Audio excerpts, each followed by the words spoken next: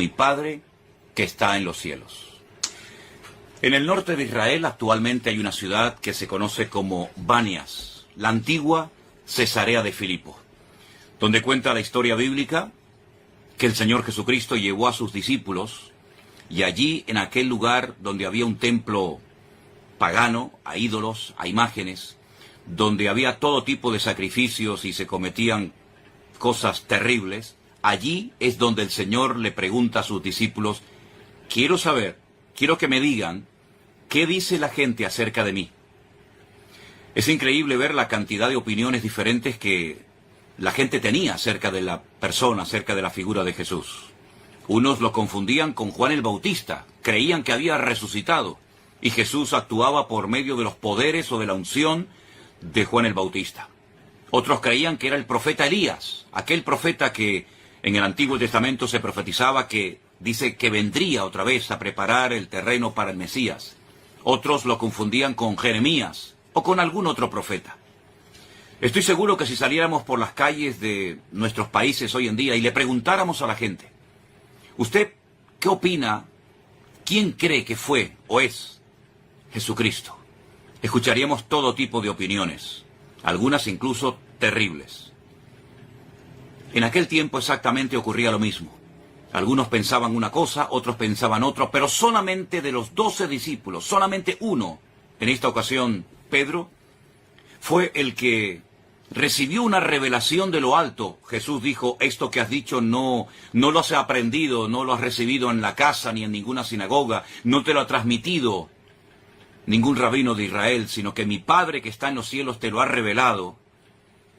Y por eso le llama bienaventurado. Él dijo: tú eres el Mesías, el Mashiach, el ungido, el Hijo del Dios viviente. ¿Tú tienes claro quién es el Señor Jesucristo? ¿Y qué es lo que nos pide hoy en día a nosotros como pueblo de Dios que somos? ¿O todavía no tienes claro quién es realmente y a qué vino el Señor Jesucristo? Es terrible, es lamentable tener que decir que creo que muchos cristianos, muchas personas que se congregan en iglesias, yo creo que todavía no saben realmente a quién están honrando, a quién están sirviendo y de quién están hablando. Incluso me atrevo a ir más allá. Muchos que predican en los púlpitos están diciendo cosas que Jesús nunca enseñó ni dijo, creyendo que están predicando el verdadero evangelio. Esto tampoco nos tiene que sorprender, porque ya desde los tiempos de la iglesia primitiva, en el siglo I, que aún no había terminado, ya dice Pablo que algunos comenzaron a enseñar un evangelio diferente. También él aclara en el capítulo 1 a los Gálatas: no es que haya otro evangelio, sino que algunos os predican evangelio diferente. ¿Creen ustedes que hoy en día se predica única y exclusivamente el verdadero evangelio que enseñó el ungido, el enviado del Padre, el Hijo de Dios, el Verbo hecho carne? Lamentablemente tenemos que decir que no. Hay muchos lugares donde se predica un evangelio que no tiene nada que ver con las enseñanzas que el Señor Jesucristo dio y que tenemos en los 4 evangelios en nuestra Biblia: Mateo, Marcos, Lucas y Juan. ¿Quién es y a qué vino realmente el Señor Jesucristo a este mundo? Tenemos que comenzar a leer nuevamente, pero detenidamente y en profundidad, con temor, con temblor, con reverencia y respeto, los 4 evangelios. Porque ahí vamos a ver quién fue realmente el Señor Jesucristo, a qué vino, qué fue lo que enseñó, qué fue lo que no enseñó. El mensaje contundente que, por ejemplo, encontramos en Mateo 24, acerca de los escribas y fariseos de su época, que siguen comportándose exactamente igual o peor en este tiempo presente. Ahí encontramos las bienaventuranzas, la radiografía de un verdadero creyente. Ahí encontramos cómo hay que orar. Ahí encontramos cómo hay que comportarnos, cómo hay que vivir en esta era de perversión, de maldad, de corrupción, de libertinaje. En los evangelios encontramos la descripción exacta de quién era el Señor Jesucristo. Y probablemente vamos a tener que acomodarnos a lo que Él nos enseñó y no pretender que Él se acomode a nuestra teología o a nuestra enseñanza o criterios personales. No hay otra Biblia más que la que existe desde hace siglos. No hay otro Dios bajo el cielo que nos vaya a dar nuevas revelaciones, nuevos, mensajes que no hayan sido ya predicados y compartidos. Vamos a ceñirnos a la palabra, vamos a decir: tú eres el Hijo del Dios viviente, a ti me someto, acato tus órdenes, echo de mi vida lo que no te agrada y me dejo ya de perder el tiempo en tonterías y en discusiones absurdas y ridículas, tratando de demostrar que hay otra forma, otro modelo de vida, que hay nuevas revelaciones del Espíritu Santo, como una vez me llamó un muchacho de aquí de la isla de enfrente donde vivimos, diciéndonos: bueno, este sistema, este método que tenemos ahora en nuestra iglesia, que lo hemos traído de no sé qué sitio, es la nueva revelación del Espíritu Santo para la iglesia del siglo XXI. Es increíble ver cómo hay creyentes que todavía creen que hay cosas que no están en la Biblia, que Dios nos las va a enseñar a nosotros y que son como la especie de varita mágica que nos va a solucionar todos nuestros problemas. Lo único que va a cambiar la situación, lo único que va a hacer que el favor de Dios no se vaya de nuestra vida y que no mire Dios a otra parte, cosa que ha hecho en muchas ocasiones. Si ustedes me abandonan, dice el Señor, yo también les abandonaré. Si ustedes no acatan mi palabra, pues asuman las consecuencias. Lo único que nos puede salvar del desastre, de la hora de prueba que ha de venir sobre todas las naciones de la tierra, no solamente a Israel, sino a todas las naciones de la tierra, es vivir lo más cerca del corazón de nuestro Dios, renunciar a nuestros criterios e ideas personales, humillarnos bajo la poderosa mano de Dios, vivir en orden, en obediencia absoluta y en santidad delante de Dios, y entonces, solamente entonces, vamos a poder vivir con la paz de Cristo, que sobrepasa todo entendimiento, y vamos a poder mantenernos firmes en medio de la tormenta que ya se ha desatado y que no hay marcha atrás. Hermanos y amigos queridos, ahí está el mensaje. Ahora ustedes actúen en consecuencia. Yo les animo a que una vez más oremos juntos en esta mañana y le pidamos al Señor que tenga misericordia de nosotros, que cuide de nuestras vidas y que no nos apartemos ni un milímetro de la voluntad de nuestro Padre. Bendito Padre Celestial, gracias en esta mañana, oh Dios, por el privilegio que nos das una vez más. Solo tú sabes hasta cuándo, de poder orar, de clamar, de interceder, de pedirte misericordia, pedirte, Señor, que nos ayudes a mantenernos firmes en la fe, firmes hasta el final.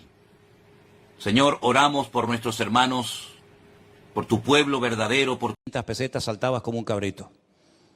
Yo me acuerdo que yo tenía un Mini, mi primer coche fue un Mini, pero no el Mini este moderno de hoy en día, el Mini. Yo le ponía 1000 pesetas de gasolina al coche. 1000 pesetas son el equivalente a 6 euros. ¿Quién se atreve a ir a una gasolinera hoy en día y decirle al hombre, póngame 6 euros de gasolina? El hombre dice, oiga, me está vacilando. Si el otro día le puse gasolina a la moto y fueron 10 euros, imagínate. ¿Cómo ha cambiado la vida, verdad? Todo ha cambiado de una manera increíble. Cuando nosotros vinimos de Venezuela, la televisión era en blanco y negro, el que la tenía, porque no existía la televisión en colores. Claro, algunos me están escuchando y ponen cara de dinosaurio, diciendo, pero este hombre ¿de qué nos está hablando? Sí, mi hermano, la guagua costaba medio duro, 2.50. ¿Qué te parece? Todo era diferente, todo era distinto. Nadie tenía teléfono móvil, no había internet, no había WhatsApp, no había Facebook, no había YouTube. Bueno, por no haber, no había a veces ni comida. Pero éramos felices, ¿sí o no? No extrañábamos de menos tantas cosas que hay hoy en día. Dicen que hay jóvenes hoy en día que están más enganchados al teléfono que muchos drogadictos en su época. De hecho, hoy en día ya a los niños no se les da la chupete, la chupa.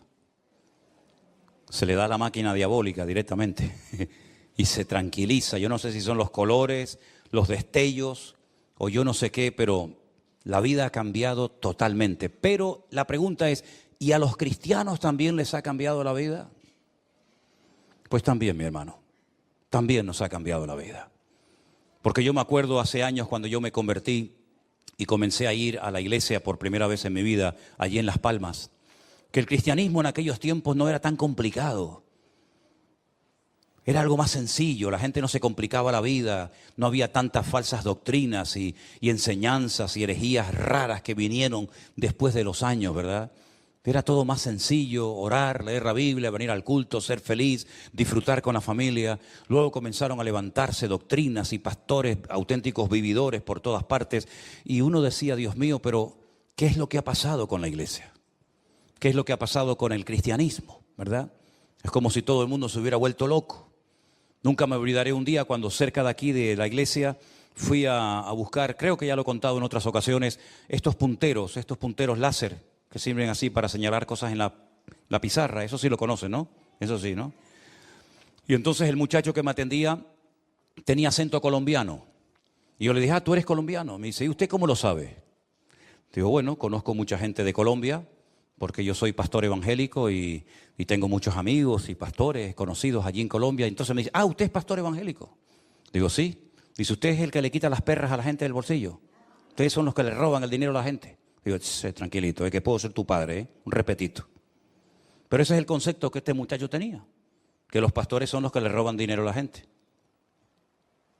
No sé de qué pastor estaría hablando, de mí no, por lo menos.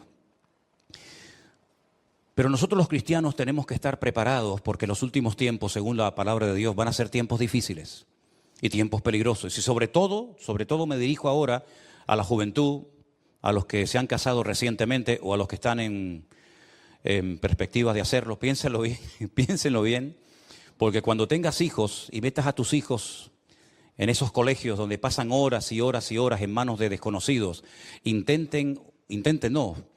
van a forzar a tus hijos a que acepten ciertas y determinadas cosas que hace tiempo eran auténticas barbaridades, pero que hoy en día son normales. Tú como padre y como madre no vas a poder hacer nada, porque incluso puedes llegar a ser detenido si no permites que a tus hijos les metan en la cabeza doctrinas y enseñanzas totalmente antibíblicas y antinatura, yo diría también. Así es que estamos viviendo en tiempos donde lo malo ahora es bueno y lo bueno antes era malo. Donde lo dulce ahora es salado y lo salado ahora es dulce. Donde el mundo está al revés. Incluso si os dais cuenta, hasta la misma naturaleza ha cambiado. Antes donde hacía frío, ahora hace calor. Y donde antes hacía calor, ahora hace frío. Hoy hacía más frío aquí que en la laguna. ¿De cuándo a dónde? Todo ha cambiado, absolutamente todo. Lugares donde antes no faltaba el agua, ahora oran y claman al cielo para que llueva. Y lugares donde no caía ni una gota, ahora oran para que no siga lloviendo porque el nivel de agua ha subido una barbaridad. Todo está al revés. Menos mal que en medio de este mundo enfermo y loco tenemos las promesas de Dios que no cambian. Amén, hermanos. Un Dios que dice en su palabra, yo seré el mismo, ayer, hoy y por los siglos. Nada podrá cambiar a Dios. Lo que Dios dijo que estaba mal, sigue estando mal. Lo que Dios aprueba y bendice, Dios lo sigue aprobando y bendiciendo. ¿Por qué? Porque Dios no cambia, Él es inmutable. No cambia con las modas, no cambia con las generaciones, sino sigue siendo el mismo. Y una de las cosas que nos dijo el Señor en su palabra es, en el mundo tendréis aflicción, pero confiad, yo he vencido al mundo. Uno ve la vida del mismo Señor Jesucristo y no fue una vida fácil, ¿eh? No piensen ustedes que como era el Hijo de Dios y como tenía tanto poder y tanta influencia en la gente, su vida fue un camino de rosas. No, la vida de Jesús fue durísima, durísima. Había gente que lo odiaba y había gente que no paró hasta que lo crucificaron en Jerusalén. Había gente que le amargó la vida a él y a todos los que venían después de él, a sus discípulos, a Pablo, a la iglesia, etcétera, etcétera. Pero él dijo, confíen, no se preocupen, no se amarguen, no se depriman. Yo he vencido al mundo y mi paz os dejo, mi paz os doy, no como el mundo la da. Qué importante es vivir en paz, mi hermano. Qué importante es tener la paz de Cristo en nuestros corazones. ¿Tú la tienes? ¿Se acuerdan ustedes cuando a un muchacho de aquí de la iglesia un jueves a la tarde le dije, mira, vete a la farmacia aquí en la esquina? Antes estaba aquí en la esquina, ahora está en la otra esquina. Vete y por favor pregúntale si tienen paz. Y el muchacho fue calladito y le dijo al de la tienda, perdón, me manda el pastor de la iglesia, me pregunta si ustedes venden aquí paz, un jarabe, un supositorio, algo. Y el muchacho lo miró así raro y dice, no, aquí no tenemos esas cosas, mi niño. El chico entró y le dije, ¿qué te dijo? No, que esas cosas no las venden. Digo, entonces vete al bar de aquí al lado que está lleno de gente. Vete al bar y pregúntale. Entonces cuando entró le dice, oye, el pastor me dice que si aquí tienen paz. Y le dice, ¿qué más quisiera yo tener paz aquí? Y le dije, ¿os dais cuenta? ¿Os dais cuenta? El hombre con todos sus inventos y con todos los artilugios que ha inventado, el hombre no ha inventado todavía paz. Ni los ricos pueden comprar un gramo de paz. Porque la paz, el único que te la puede dar es el príncipe de la paz, que es nuestro Señor Jesucristo. Con Cristo hay paz. Aunque no haya comida, pero hay paz. Aunque no haya salud, pero hay paz. Aunque no haya trabajo, pero hay paz. Míralo, por ejemplo, navegando en el mar de Galilea, una tempestad terrible, terrible. Pero el Señor dormía tranquilamente en la barca. ¿Sí? Despiertan al maestro y le dicen, Señor, sálvanos, que perecemos. Y el Señor le dijo, tranquilos, hombres de poca fe. El Señor durmiendo en medio de la barca sin ningún problema. Ya pueden pasar los niños porque me están poniendo carteles aquí y de un momento a otro explota la pantalla. Ya pueden pasar los niños a la escuela dominical. Esa fue la primera sensación que yo sentí en mi vida cuando fui por primera vez a una iglesia parecida a esta. Y le dije a Dios, yo no sé si tú existes o no, no lo tengo muy claro. Pero si tú existes, yo quiero que me des paz porque no la tengo. Y desde ese día, creo que tenía 17 años, tengo 61 ahora mismo, ni un solo día la paz de Cristo se ha ido de mi vida. Se han ido otras cosas y han venido otras. Pero la paz de Cristo es permanente. Nada ni nadie te la puede quitar. Tendrás días de abundancia, tendrás tiempos de escasez, te aplaudirán, te cuestionarán, te criticarán, te apoyarán, todo lo que tú quieras. La vida es cambiante. Hoy el que está arriba, mañana está abajo y viceversa. Pero la paz de Cristo permanece para siempre. Y la Biblia dice que los que confiamos en Dios podremos tener la paz del Señor constantemente en nuestras vidas. Con este concepto de la paz, algo tan importante, quiero llevarles a la misma porción que yo leía esta mañana cuando les compartía la palabra a los hermanos del Puerto de la Cruz. En el capítulo 4 de Timoteo, de segunda de Timoteo, a partir del versículo 6, leemos las palabras de un hombre que sabe que le queda poco tiempo de vida. Sabe que de un momento a otro lo van a matar en una cárcel en Roma. Y él escribe esta carta y se la dirige, se la manda a un joven pastor llamado Timoteo, que está pastoreando una iglesia que él había fundado en la ciudad de Éfeso. Y le dice, yo ya estoy para ser sacrificado. El tiempo de mi partida está cercano. He peleado la buena batalla, he acabado la carrera, he guardado la fe. Fíjate qué cosas tan importantes. He peleado la buena batalla, he acabado la carrera y he guardado la fe. Y el versículo siguiente dice, por lo demás, ya como conclusión, me está guardada la corona de justicia, la cual me dará el Señor, el juez justo, en aquel día, y no solo a mí, sino a todos los que aman su venida. ¿Cuántos dicen amén? Ya se acabaron los viajes, el fundar iglesias, el preparar obreros. El tiempo está cercano y Pablo dice, de un momento a otro acaban conmigo. Un hombre que sufrió una barbaridad por ser cristiano, por ser predicador.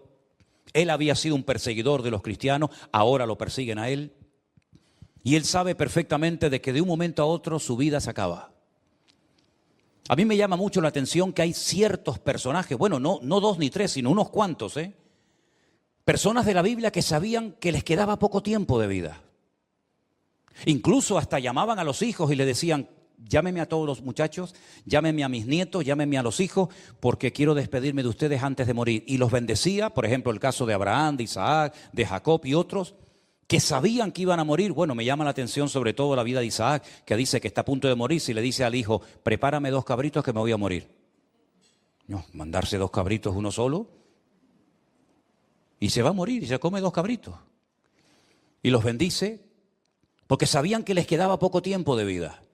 Y ahora el apóstol Pablo dice, me queda poco tiempo, el tiempo de mi partida está cercano, pero quiero dejar constancia de que para mí la vida no ha sido fácil, ha sido una lucha, una batalla tremenda.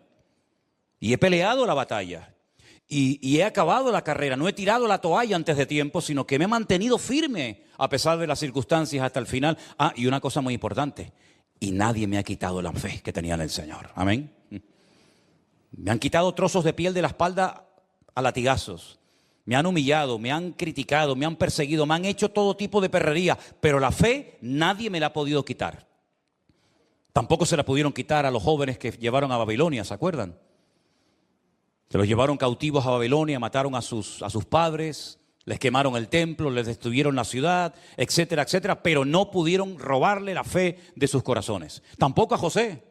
Y mira las perrerías que le hicieron a José, ¿eh? Lo vendieron, aunque realmente en el fondo querían matarlo, lo meten en una cárcel, lo acusan de algo que no había cometido, pero él en todo momento mantiene su fe y su confianza en el Señor. Y yo me pregunto, ¿cómo es posible que esta gente de la Biblia lo pasaran tan mal, José, David, Moisés, Pablo, Pedro, etcétera, y no perdían la fe? Y hoy en día te encuentras a hermanos, a cristianos, que pierden la fe tan fácilmente.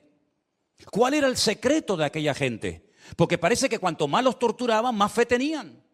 Y parece que cuanto más impedimentos les ponían, más se animaban. Fíjense, por ejemplo, ustedes cuando los discípulos, Pedro y Juan, los llevan, los castigan, le dan con látigos una paliza terrible, les prohíben hablar del Señor Jesucristo en las calles de Jerusalén, se van, reúnen a los hermanos, reúnen a la iglesia y dicen algo así como, Señor, danos de nuevo en tu palabra para que se siga predicando tu palabra y podamos seguir orando por los enfermos y ver prodigios y maravillas, danos de nuevo. Y dice que el lugar donde estaban tembló y siguieron y no había forma de parar a aquella gente. Y a Pablo lo metían en cárceles y desde la cárcel seguía cantando.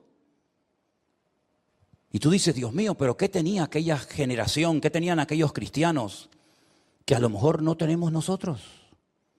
Porque yo veo gente que se va del Señor por una tontería. Porque a lo mejor un día el pastor no lo saludó. O porque un día escuchó una predicación y se sintió, uy, me está hablando a mí, se sintió aludido, ofendido y cogió no vino más. Y yo digo, Dios mío, aquellas mujeres que llevaban a sus hijos en sus entrañas y a otros de pecho y salían a la arena del circo romano y eran despedazadas por fieras y los quemaban. Y Nerón, que se le ocurrió la genial idea de prenderle fuego mientras crucificaba a los cristianos para poder ver cómo las fieras se comían a los cristianos. Y dice que morían cantando, saltando y riendo. Yo digo, Dios mío, pero ¿dónde está la fe nuestra hoy en día? Porque esta gente pagó un precio terrible. ¿Nosotros qué precio estamos pagando?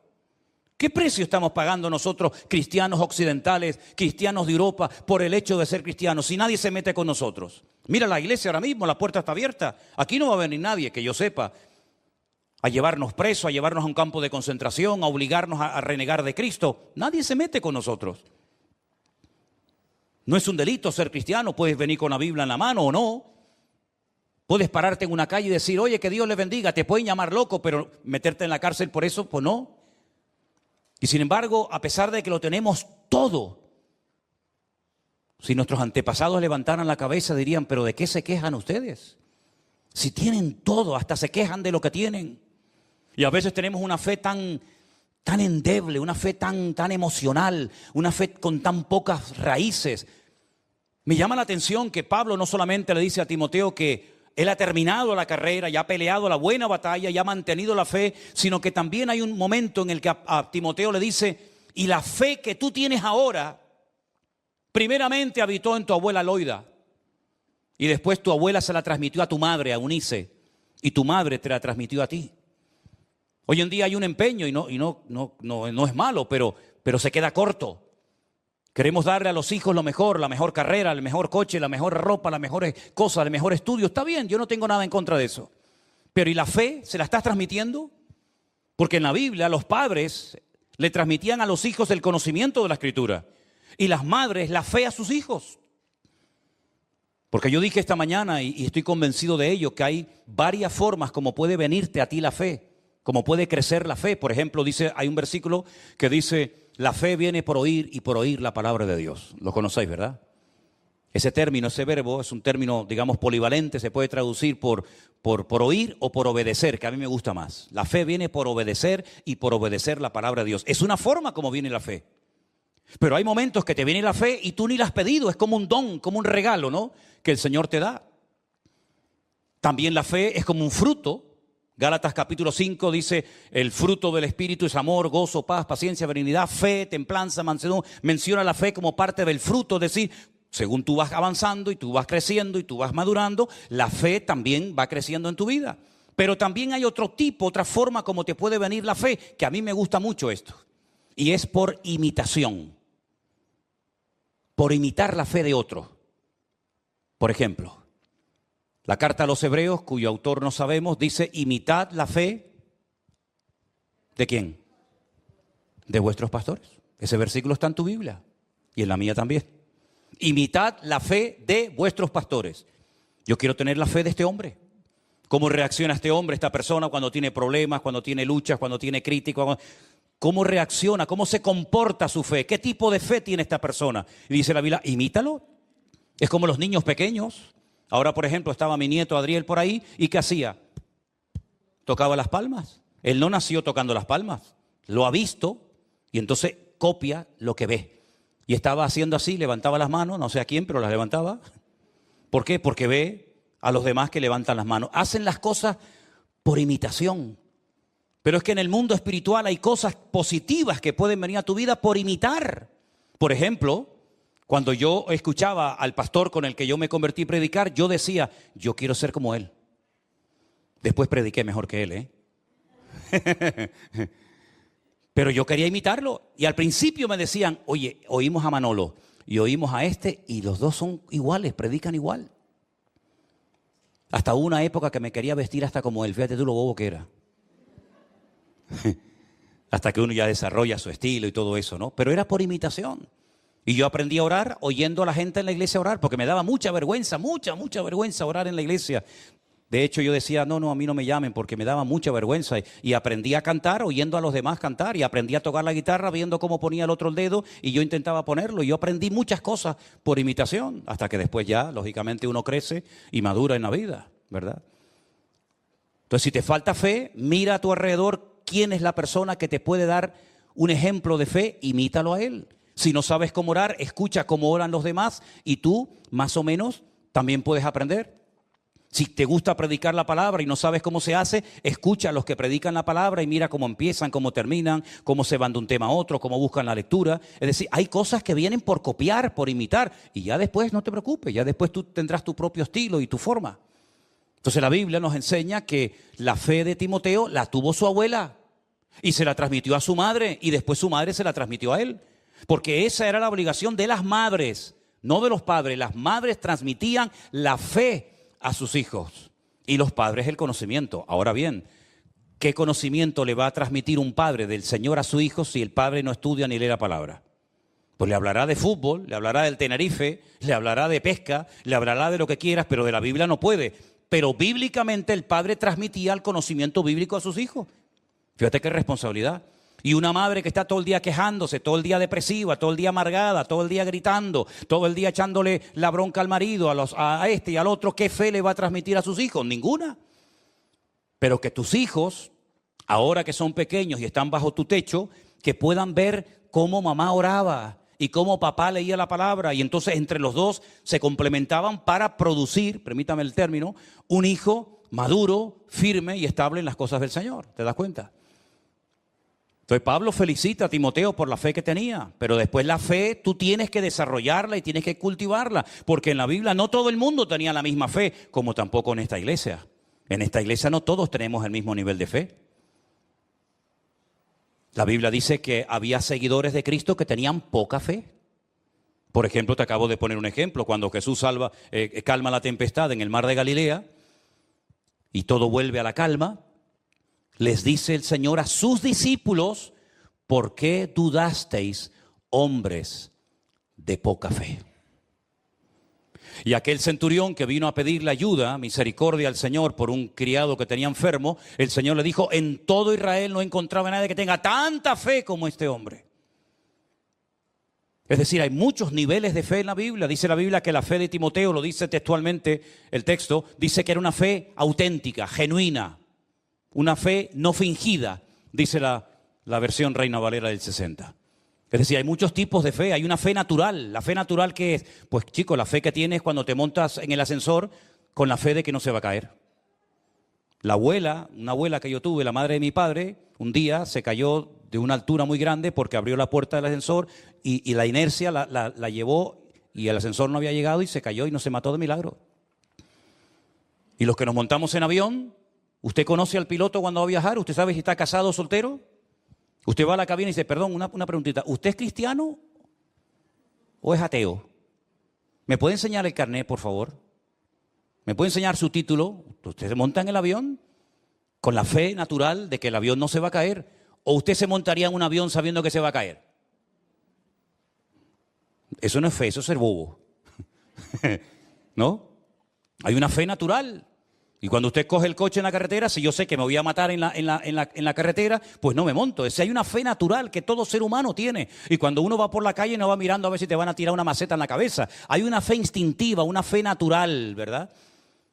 Hay una fe natural que dice que cuando usted termina de trabajar, llega el patrón y le paga su sueldo. Eso es fe, pero es una fe natural. Pero esa fe no sirve para mover montañas espirituales. Esa fe no sirve para obtener resultados en el mundo espiritual. Hay otro tipo, otro nivel de fe, que es la fe bíblica, la fe que el Señor nos da. Y Pablo dice que esa fe a él nadie se la pudo quitar.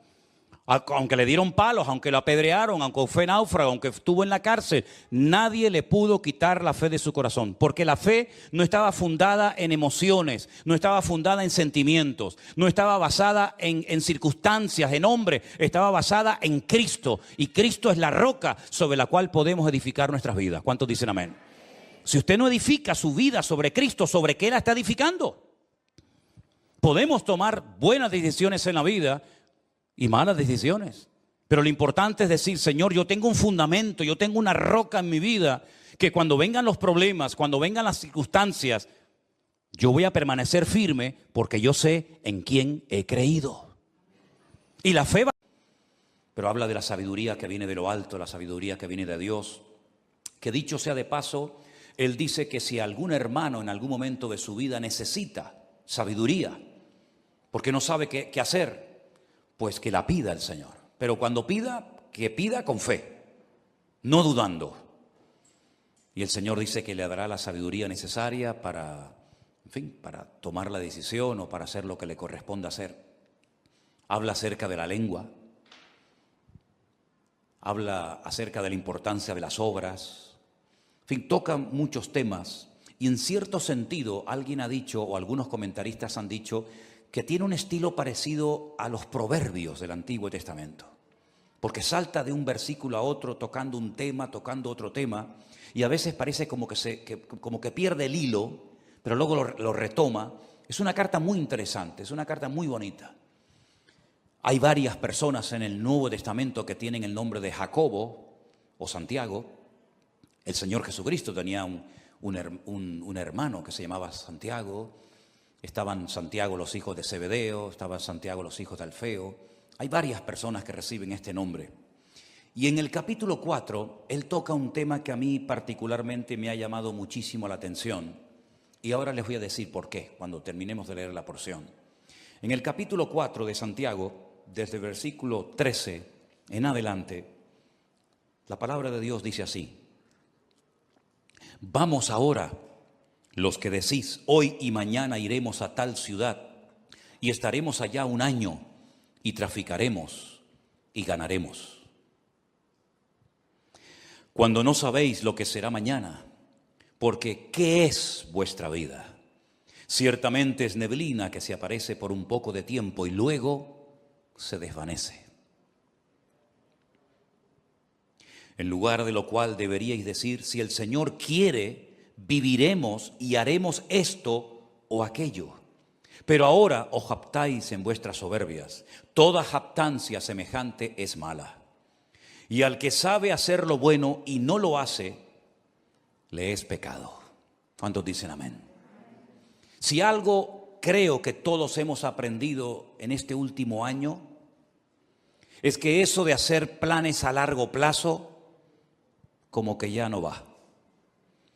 Ya todo es a corto plazo. Hemos visto que el mundo cambia de un día para otro con una rapidez tremenda. Hemos visto cómo la economía, las familias, las naciones, todo cambia con una rapidez tan brutal que eso, ya digo, de hacer planes a largo plazo, pues como que ya no va con nosotros. En aquellos tiempos de la Biblia en los que se escribió esta carta, el Imperio Romano no paraba de conquistar nuevas tierras. Y cuando conquistaba nuevos territorios, Roma tenía la costumbre de levantar nuevas ciudades y de invitar a la gente alrededor o de otras naciones a que fueran a vivir a esas ciudades. Y muchos judíos iban, porque el Señor les dio a ellos la capacidad de hacer negocios y de ganar dinero. Y muchos judíos iban a esas ciudades recién inauguradas para empezar una vida nueva. Y hacían planes, sobre todo con el objetivo, con la intención de ganar dinero, de hacerse ricos rápidamente, porque montarían el primer negocio de lo que fuera y lógicamente la gente tendría que recurrir a él para comprar lo que fuera. Y Santiago, observando la costumbre que había en aquella época de buscar nuevos territorios, nuevos lugares para empezar una vida nueva y ganar dinero rápidamente, fácilmente, dirige estas palabras específicamente a ese tipo de personas. Esas personas que hacían planes sin consultar con Dios. Esas personas que hacían planes a largo plazo y no metían a Dios en sus planes, sino que tenían como una especie de agenda, pero Dios no aparecía por ninguna parte. Y hay una clarísima advertencia para nosotros los creyentes hoy en día acerca de no hacer planes a largo plazo, porque es perder el tiempo y sobre todo cuando no consultamos con Dios podemos correr graves peligros. ¿Qué es la vida? Es el título del mensaje de hoy. Santiago dice que la vida es como una neblina que aparece por un poco de tiempo y cuando te das cuenta se ha desvanecido y se ha ido para siempre. La semana pasada fui a un tanatorio a darle la despedida a un hermano mucho más joven que yo, que tuvimos la oportunidad de conocerlo con 14 años y llevarlo a los pies de Cristo, y por un tumor que tenía en su cabeza, pues ya en este momento no está entre nosotros, sino que está en la presencia del Señor. Y algunos de ustedes lo conocieron, porque durante algún tiempo fue el batería de esta congregación, de esta iglesia, nuestro hermano Santi, que partía a la presencia del Señor la semana pasada. Y uno dice, Señor, una persona joven, una persona tan noble, ya no está entre nosotros, ¿verdad? La última vez que lo vi, me lo encontré en un centro comercial junto con su esposa. Nos saludamos y me pidió allí en el pasillo de ese centro comercial que orara por él. Y esa fue la última vez que lo vi. Y la próxima vez cuando supe algo de él es que ya no estaba entre nosotros. Y uno se queda como sorprendido, ¿verdad? Lo rápido que le pasó la vida a este hermano. Pero esta semana, una hermana desde Bélgica, un matrimonio precioso con su niño, que han viajado en varias ocasiones con nosotros a Israel, me mandaba un WhatsApp pidiéndome oración por su marido, que necesitaba urgentemente un milagro en su vida. Lo llamé, él está en el hospital, o estaba en el hospital, hicimos una videollamada, nos vimos y le han diagnosticado un cáncer y le han dado 3 meses de vida. Un hermano que fue al médico, se encontraba mal y el médico le dijo, esto es lo que tienes y no hay nada que hacer. Y pensando en todo esto, leyendo estos versículos, yo decía, Señor, hacer planes hoy en día a largo plazo, ¿para qué sirve? Si capaz que hoy es el último culto que estamos aquí. ¿Quién sabe lo que nos depara la vida? ¿Quién sabe cuánto tiempo nos queda? Quién sabe si algunos de los que están aquí tal vez no llegaremos a fin de año. Solamente Dios lo sabe. Él es el que da la vida y el que la quita cuando quiere y como quiere. Y muchas veces observo a creyentes cómo oran, cómo organizan su vida, y me doy cuenta de que sin darnos cuenta podemos caer en el error de hacer planes y proyectos y llenar la agenda con actividades.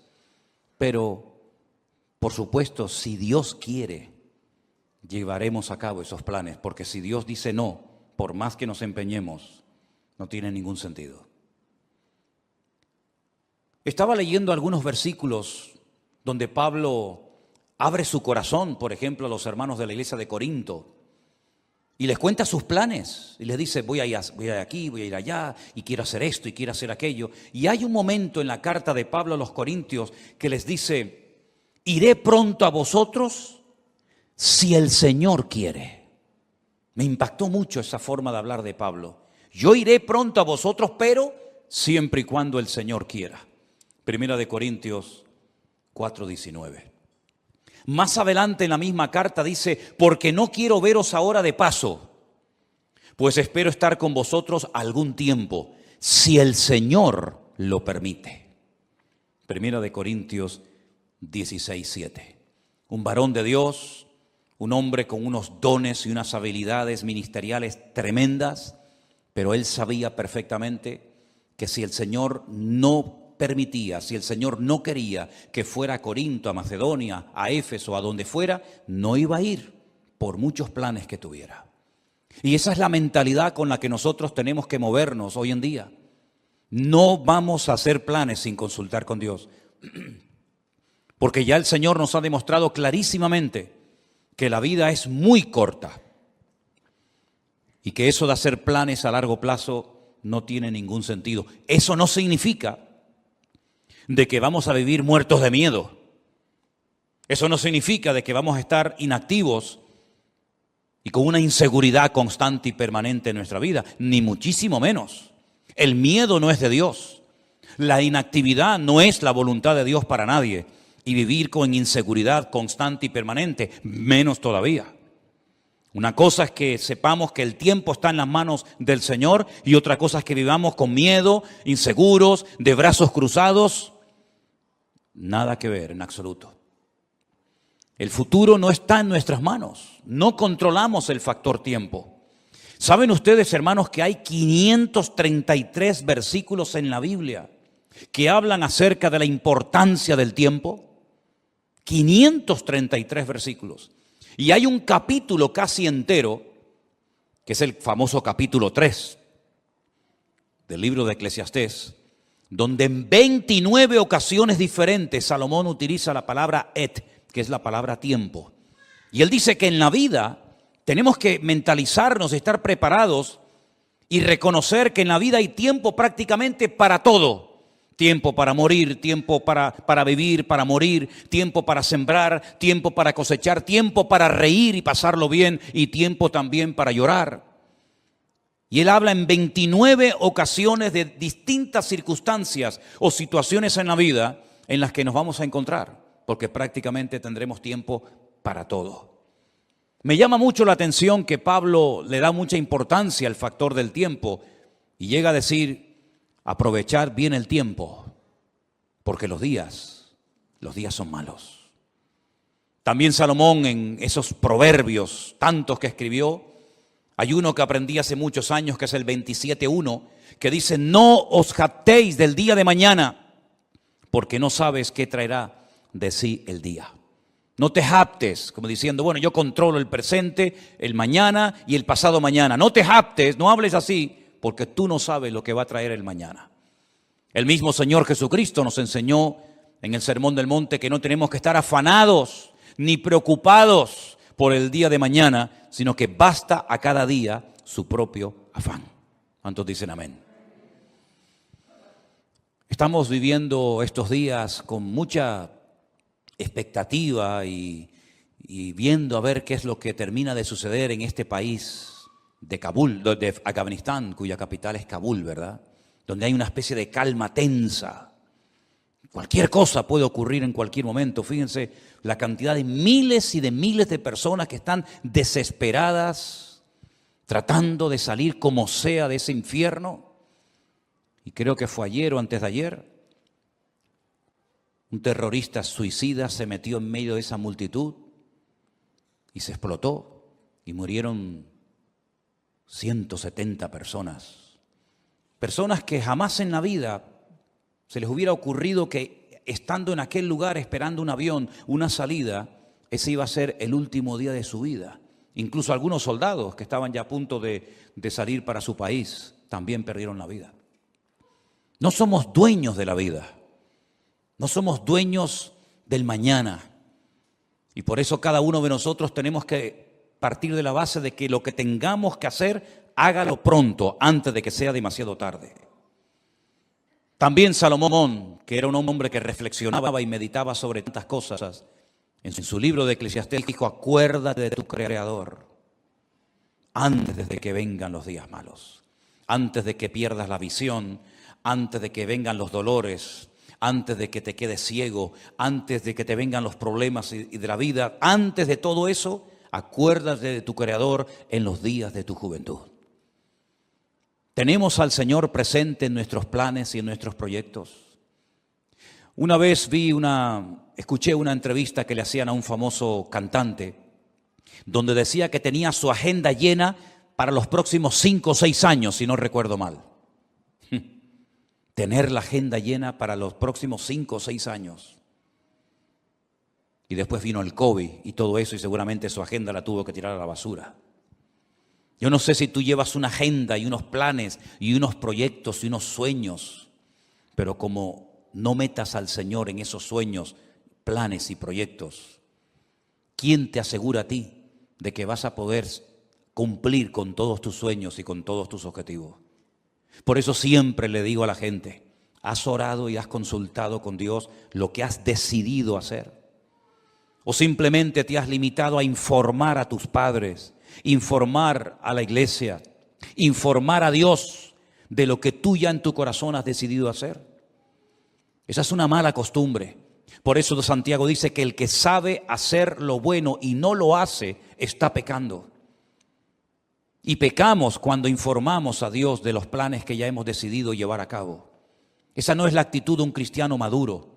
La actitud de un cristiano maduro que quiere agradar a Dios tiene que ser: Señor, esta es tu voluntad. ¿Quieres que haga esto? ¿Quieres que me dedique a esto? ¿Quieres que me quede aquí? ¿Quieres que me vaya para allá? En otras palabras, Señor, no quiero forzar circunstancias. No quiero que respaldes mis planes si no coinciden con tus planes. Que no se haga nunca nuestra voluntad, sino la de Dios en nuestras vidas. ¿Cuántos dicen amén? La vida se pasa volando. Curiosamente, el otro día Miriam estaba así como un poco mosqueada porque no le hace gracia cumplir 25 años. ¡Oh, qué tragedia! 25 años. Qué tremendo, ¿no? Si nos miramos a nosotros mismos, por lo menos en mi caso, no sé en el vuestro, a mí la vida se me ha pasado volando. Ni me he enterado, pero aquí estoy. Aquí he llegado. Pero tal vez por la actividad, tal vez porque hemos estado siempre metidos en las cosas del Señor y no hemos tenido prácticamente tiempo para aburrirnos. La vida pasa tan rápidamente que ahora te paras y dices: Señor, me queda menos de lo que ya he vivido. Incluso en el ministerio, a menos que Dios te dé una fuerza de un toro, lógicamente siempre le queda a uno menos vida de la que ya ha vivido cuando uno llega a ciertas edades, ¿verdad? Por eso qué importante ahora más que nunca, y sobre todo los jóvenes, los que todavía teóricamente tenéis muchos años por delante, que se acostumbren a consultar con el Señor todos los pasos que queréis dar. Porque nadie de nosotros está vacunado en contra de errores, en contra de equivocarnos, sino más bien todo lo contrario.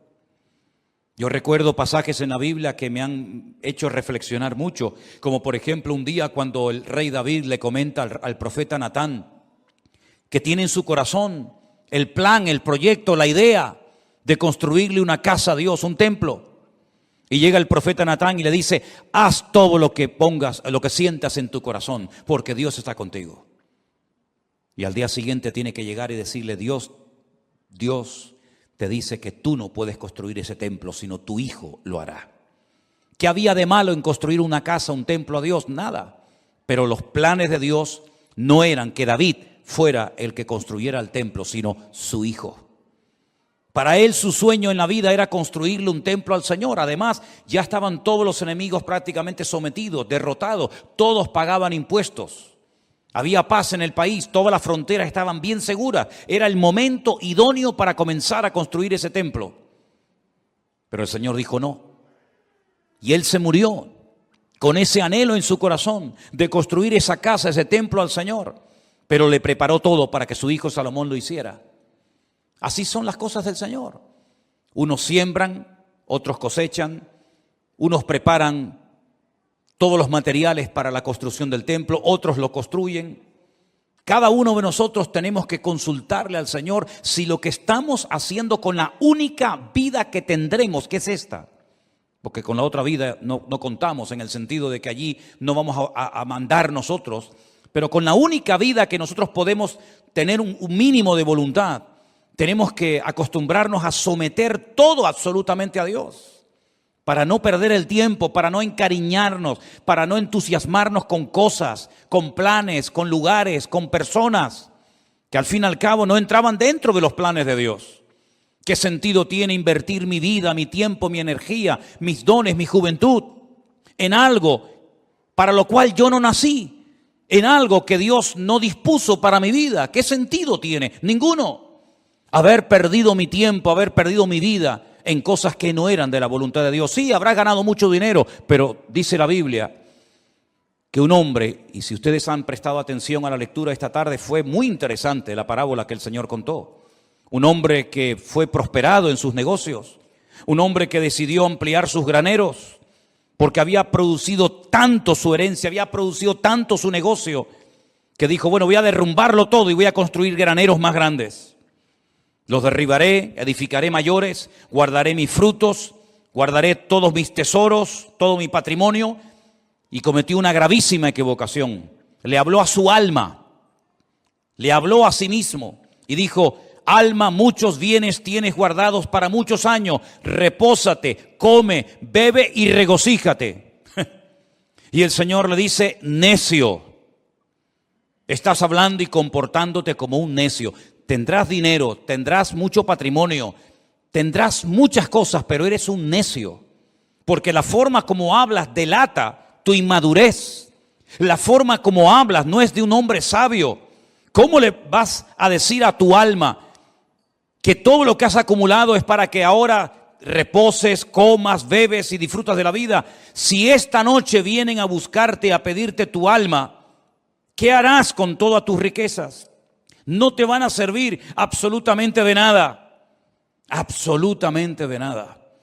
Dice, así es el que hace para sí tesoro, pero no es rico para con Dios. ¿Estás atesorando en Dios o estás atesorando para este mundo pasajero y efímero, que es como neblina que pasa rápidamente? Cuando uno observa a las personas del Antiguo Testamento, sobre todo al principio en el libro del Génesis, la cantidad de años que vivían, llegando a edades tremendas, como por ejemplo la del famoso Matusalén, que parece que no se moría nunca, ¿verdad? 100, 200, 300, 400, una barbaridad de años, pero al final, por muchos años que vivieron, todos y cada uno de ellos murieron y partieron a la presencia de Dios. Y por muchos años que podamos vivir en este mundo, tarde o temprano tendremos que reconocer que en este mundo estábamos de paso. Tuvimos el privilegio de haber conocido a Cristo y de haber aceptado a Cristo como nuestro Señor y Salvador personal, de haber entendido el Evangelio. Pero no solamente eso es importante, sino una vez que yo me he convertido, lo cual no es fruto de la casualidad, sino del plan de Dios para mi vida, como aquel sabio hombre, tenemos que decirle al Señor, y ahora que soy salvo, Ahora que he entendido el Evangelio, cuando hay millones y millones de personas en el mundo que no saben ni quién eres, jamás en la vida han tenido una Biblia en la mano, y yo dentro de toda esa multitud enorme de personas te he conocido, he entendido la palabra, tengo la Biblia conmigo cada día. Ahora, ¿qué quieres que yo haga? Porque sería absurdo y necio por nuestra parte pensar que me he convertido para nada. Simplemente para no irme al infierno, simplemente para ir a la presencia del Señor. Y el tiempo desde que me convertí hasta que vaya a la presencia del Señor, ¿qué hago?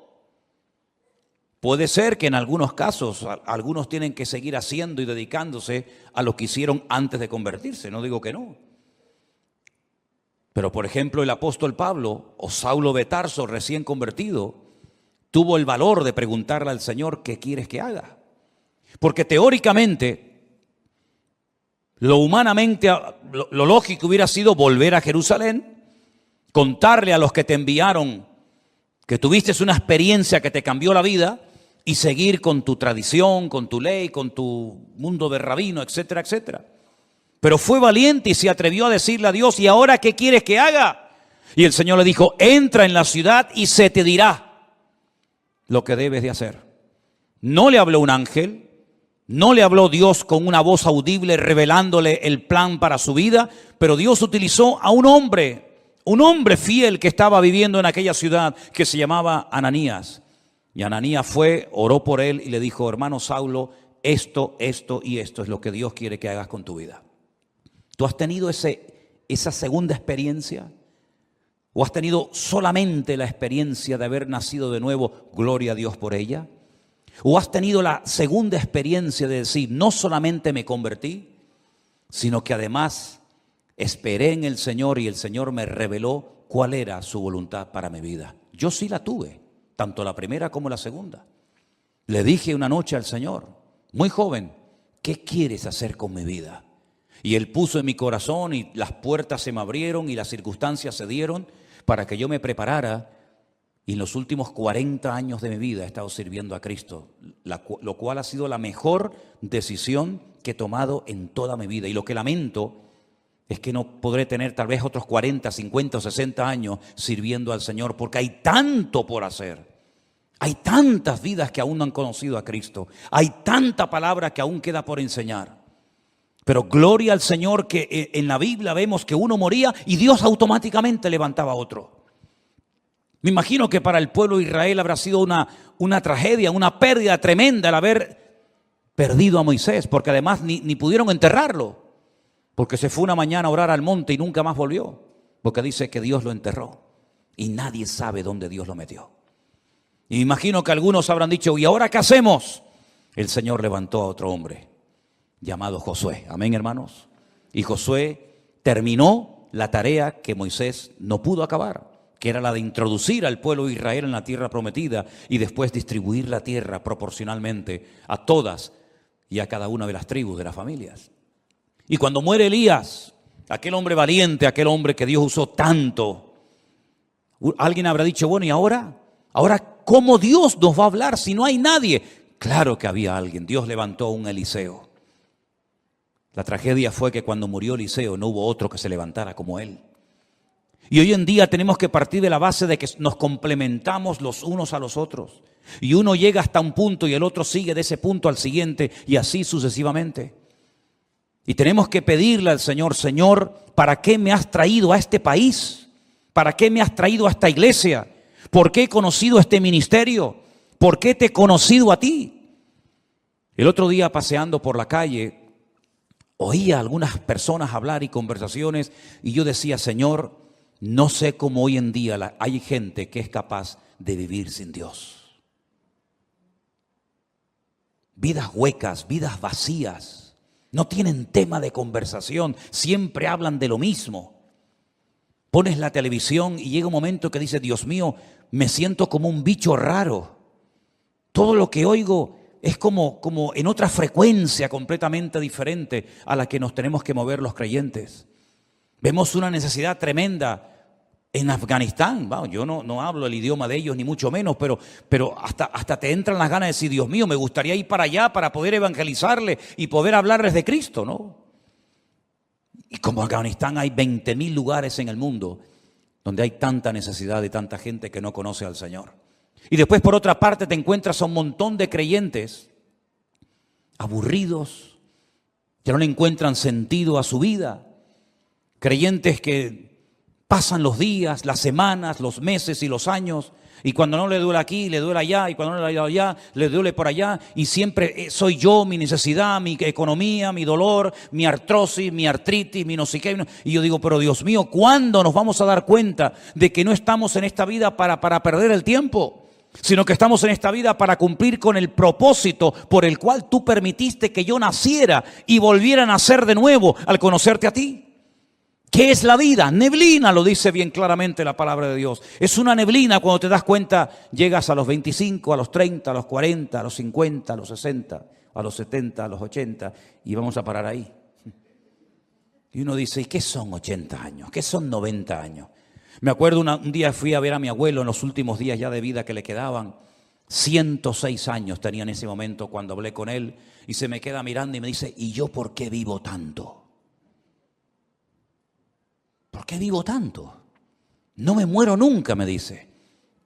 He enterrado a todos mis amigos, he enterrado a montones de gente. Y se cumplió aquello que decía mi padre, el viejo, el abuelo nos va a enterrar a todos, porque todos se morían menos él. Pero al final murió, se le acabó la pila. Y uno dice, madre mía, 106 años. ¿Y qué son 106 años? No es nada, es neblina que pasó. Duró un poco más la neblina ese día, pero al final la neblina terminó también disolviéndose. Hay un versículo en la Biblia, en el libro de Eclesiastés, vengan conmigo por favor al capítulo 3, muy interesante, donde Salomón, reflexionando acerca de lo que es la vida, las distintas circunstancias, momentos y experiencias que vamos a tener, él dice lo siguiente: ¿qué provecho tiene el que trabaja de aquello en que se afana? Eclesiastés 3:9. ¿Qué provecho tiene? ¿Cuál es el objetivo? ¿Cuál es la finalidad de aquello en lo que me afano? Dice Salomón, yo he visto el trabajo que Dios ha dado a los hijos de los hombres para que se ocupen de él. Todo lo hizo hermoso en su tiempo y ha puesto eternidad en el corazón de ellos, sin que alcance el hombre a entender la obra que ha hecho Dios desde el principio hasta el fin. Yo he conocido que no hay para ellos cosa mejor que alegrarse y hacer bien en su vida. Y también que es don de Dios que todo hombre coma y bebe y goce el bien de toda su labor. He entendido que todo lo que Dios hace será perpetuo. Sobre aquello no se añadirá ni de ello se disminuirá, y lo hace Dios para que delante de él teman los hombres. Aquello que fue, ya es, y lo que ha de ser fue ya, y Dios restaura lo que pasó. Es como un círculo, ¿verdad? Unos van, unos vienen, unos mueren, unos nacen. Pero las lecciones que el Señor ha grabado a fuego en nuestros corazones en este último año, creo que no tenemos que olvidarlas nunca en la vida. Dios nos está dando oportunidades hoy en día más que nunca para que podamos hacer lo más importante que podemos hacer, que es servir a Dios, servir a su obra y dar la vida en rescate por muchos. ¿Cuántos dicen amén? Nadie de los que están aquí en esta tarde que ha conocido el Evangelio tiene por qué sentirse inútil, que no sirve para nada, que no está capacitado, que no sabe. Déjense de excusas, hermanos. Todos y cada uno de los que estamos aquí hemos sido llamados específicamente por el Señor. Primero para que le conociéramos a Él. Pero ya le conoces, ya está, gloria a Dios. Ahora cada día nos esforzamos, leemos la palabra, estudiamos, oramos, nos congregamos. Eso es normal en la vida de cualquier creyente, el crecimiento, el desarrollo, la madurez, ¿verdad? Pero la actividad propia de cada miembro es insustituible. Nadie puede ocupar tu lugar en el cuerpo, porque cada uno de nosotros tenemos una función que cumplir. Y la Biblia dice que una iglesia sana es cuando cada miembro reconoce para qué está en ese cuerpo, cuál es su función y cuál no es su función. A veces veo gente que se quiere dedicar a lo que Dios no lo ha capacitado, en vez de dedicarse y ocuparse a lo que Dios sí le ha capacitado. No tienen que imitar a nadie, no tienen que frustrarse diciendo, a mí me gustaría cantar o predicar o hacer o ser como aquella otra persona. No, porque no es así como tenemos que movernos en el reino. Tenemos que decirle al Señor, Señor, ¿cuál es mi función? Y dice la Biblia que hay miembros en el cuerpo que parece que no sirven para nada, pero a la hora de la verdad son a veces los más necesarios. Y hoy en día necesitamos un ejército de hombres y mujeres que pasen tiempo orando a Dios. Hay tantas necesidades. Una de las cosas que más me golpea el alma cada día es cuando recibimos cientos de peticiones de auténticas tragedias. De niños que se están muriendo, de familias destrozadas, de gente que le han diagnosticado un cáncer, de gente que se encuentra, y es todos los días, peticiones y peticiones y peticiones. Y necesitamos un ejército de personas que tomen conciencia de la realidad del mundo espiritual. El mundo espiritual está cambiando de una forma galopante, tremenda. Y espero equivocarme en lo que voy a decir. El tiempo lo dirá. Pero probablemente cambios aún más brutales, más bruscos que los que hemos experimentado en este último año están en el horizonte.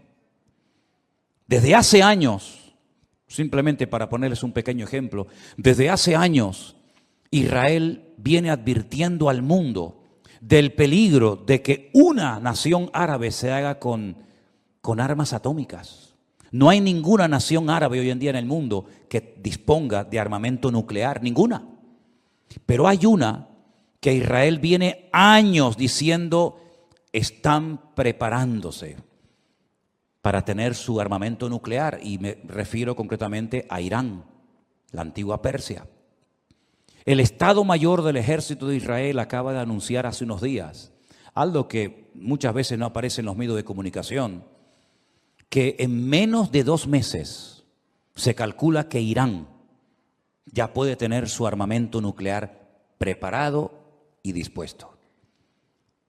¿No les ha sorprendido la velocidad y lo rápido con lo que están saliendo los soldados norteamericanos, por ejemplo, de Afganistán, donde han estado 20 años?